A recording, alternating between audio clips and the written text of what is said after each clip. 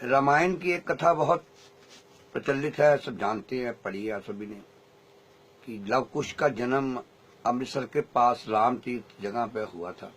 है तो ये एक एपिक है। तो जब भगवान राम जी ने अपना घोड़ा छोड़ा तो उसको लव कुश ने, ये जो हमारे यहाँ पर दुर्गाना मंदिर है उसके अंदर एक हनुमान जी का मंदिर है, उसके अंदर एक वट वृक्ष था, उसके साथ बांध लिया। मेरे कहने का मतलब ये है कि जो अमृतसर शहर था एक हरा भरा अनेक वृक्षों वनस्पतियों से भरपूर ये एक प्रदेश था। वैसे भी माझा जो सतलुज और रावी के बीच वाला हिस्सा है वो पंजाब का सबसे ज्यादा हरा भरा और ये एग्रीकल्चर दृष्टि से सबसे ज्यादा अच्छा माना जाता है, यानी कि उपजाऊ बहुत है। तो हजारों करोड़ों सालों से जब से ये धरती है ये बहुत उपजाऊ हिस्सा था, लेकिन हमारी पिछली पंजाब सरकार ने इसको उजाड़ने में कोई कसर नहीं छोड़ी। और आज आप अमृतसर में देखेंगे कि आपको कहीं इक्का दुक्का पेड़ मिलते हैं। हमारे जो इस वक्त के रूलिंग डिप्टी प्राइम मिनिस्टर हैं सरदार सुखबीर सिंह जी बादल, उनका कहना था कि मैंने अमृतसर को दुबई बनाना है। तो उन्होंने दुबई बनाने में इसके लिए पूरे काम किए, यानी कि दुबई जैसा रेगिस्तान अमृतसर में लाने के पूरे प्रयास किए। जबकि दुबई और जो ये अरब कंट्रीज हैं वो वहां पर उसके कल्चर के अकॉर्डिंगली हरे भरे पेड़ लगा रहे हैं, जैसे पीपल बरगद को उनको जेनेटिकली उनके अंदर चेंजेस लाकर कि उसको वहां के जलवायु के अनुकूल करके उनको लगाने की कोशिश कर रहे हैं कि वहां का जलवायु जो है सुंदर और अच्छा लगे। लेकिन हमारे प्रदेश के जो डिप्टी प्राइम मिनिस्टर सेक्रेटरी थे चीफ मिनिस्टर श्री सुखबीर सिंह जी बादल, उन्होंने यहाँ पर दुबई बनाकर उसको रेगिस्तान बनाने के पूरे प्रयास किए। अमृतसर के सारे हरे भरे पेड़ काट दिए गए BRTS प्रोजेक्ट के लिए, जिसके लिए हमने बड़ी जंग की। इसके पहले मैं आपको एक बात बताता हूँ कि कितने उदासीन है हमारे अमृतसर के नागरिक और अमृतसर के अफसर।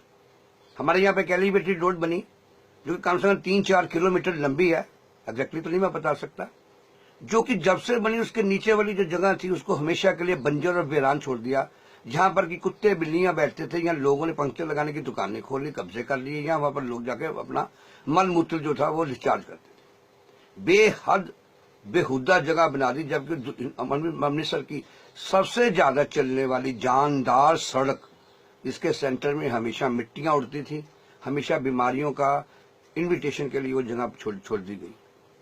जब मैंने उसके लिए देखा और मैंने उसके लिए प्रयास शुरू किया तो मैंने अमृतसर के म्युनिसिपल कॉर्पोरेशन को और अमृतसर के PWD दोनों को पूछा कि यहाँ पर किसने पौधे लगाए। सबसे पहले मैंने अमृतसर म्युनिसिपल कॉर्पोरेशन को पूछा, कहते जी पुल हमारा है लेकिन जमीन नीचे की जो PWD की है। मैंने PWD से पूछा, उन्होंने कहा हमने पुल के लिए जगह दी थी, जगह भी उनकी है, म्युनिसिपल कॉर्पोरेशन की है। यानी दोनों के आपस में एक दूसरे के बहाने शुरू हो गए। खैर चल, जब मैंने इनको खींचा हाईकोर्ट जाने के लिए, जब इनको नोटिस सर्व किया तो PWD वालों ऑफिसर्स ने मुझे अनऑफिशियली बुलाकर ये कहा कि बाली जी हम इस वक्त बहुत से पेड़ जो हैं वो उसको लगा रहे हैं जो अमृतसर का बाईपास चार्टिमल की तरफ जाता है, तो उसमें से हम कुछ बजट का प्रोविजन करके इसको ग्रीन कर दें, कृपया आप इसके लिए कोई बखेड़ा ना हमारे ऊपर खड़ा करिए। मैंने कहा मेरा पर्पज तो यह है कि आप इसको ग्रीन करिए, किसी काम में लाइए, अदरवाइज तैयार रहिए, मैं तो जाऊंगा कोर्ट में। कोई बोलता है कोई नहीं बोल रहा, आप अकेले बोलते हैं। अमृतसर में किसी आदमी ने, किसी नेता ने, किसी अधिकारी ने हमको नहीं बोला आप किस कैपेसिटी से कहते हैं। मैंने कहा जी मैं तो जनता की कैपेसिटी से कहता हूँ, मुझे नहीं पता कि मुझे कौन कहता है, मुझे कहाँ से टेलीग्राम आती है, लेकिन मेरा मन कहता है कि मैं आपके साथ इसके बाद पूरी जंग करूं कि आप इसको क्यों छोड़ा हुआ है। आप मानेंगे 2 महीने के अंदर वहां पर 15 लाख जो थे पौधों का प्रोविजन हो गया, ठेका हो गया। और आज आप वहां पर जाकर देखें जो एलिवेटेड रोड के नीचे कितने अनेक सुंदर सुंदर पेड़ पौधे लगे, जिसको लोग अब उजाड़ रहे हैं। क्योंकि लोगों की अपनी आदत है, हमारे शहर वालों को ही आदत है, हम नागरिकों की ही आदत है कि हम लोग अच्छे काम करने में भी अपना कहीं स्वार्थ देखते हैं। जहां पर हम निस्वार्थ होते हैं तो कहते हैं अच्छा काम होना चाहिए, जहां हमारे स्वार्थों का कोई आपस में क्लैश होता है तो हम कहते हैं हमें अच्छे काम नहीं चाहिए, हमें पेड़ नहीं चाहिए, पौधे नहीं चाहिए, कोई अच्छी चीज चाहिए, लेकिन हमें सिर्फ अपना स्वार्थ चाहिए। मैं उस पर ऊपर कोई टिप्पणी नहीं करूंगा, लेकिन यह कहूंगा कि आज एलिवेटेड रोड के नीचे जो ग्रीन बेल्ट बनी है, जब भी मैं उसके पास से गुजरता हूँ सभी के सभी हरे भरे पौधे मुझे हाथ हिलाकर कहते हैं कि थैंक यू मिस्टर बाली, आप हो जिसने हमें यहाँ पर जगह दी।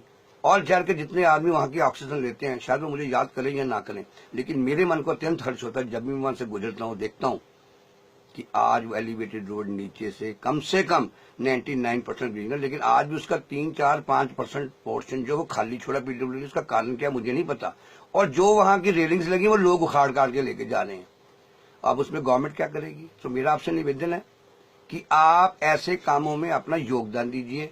वहां पर ग्रिल्स उनको कोई डैमेज मत करिए, और जो पौधे लगे उनको लगे वहां बैठ के अखबार बेचने के लिए या उसमें से गुजरने के लिए उनका बेड़ा गर्क मत करिए। वह साइकिल ना खड़े करिए, स्कूटर ना खड़े करिए, कारें ना खड़े करिए।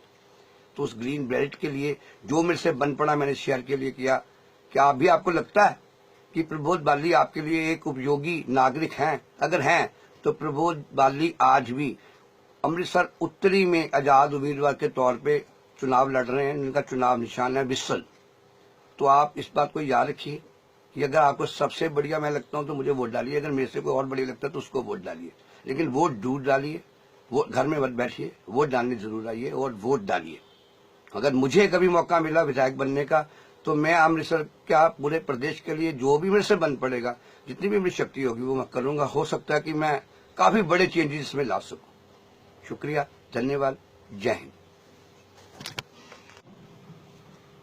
इसके लिए ये देखिए, ये जब ये वीरान थी पट्टी तब इसका मैटर जो था वो अखबारों में उछला, और जब इसके नीचे ये पौधे लगने शुरू हुए तो ये न्यूज़पेपर ने लगाया।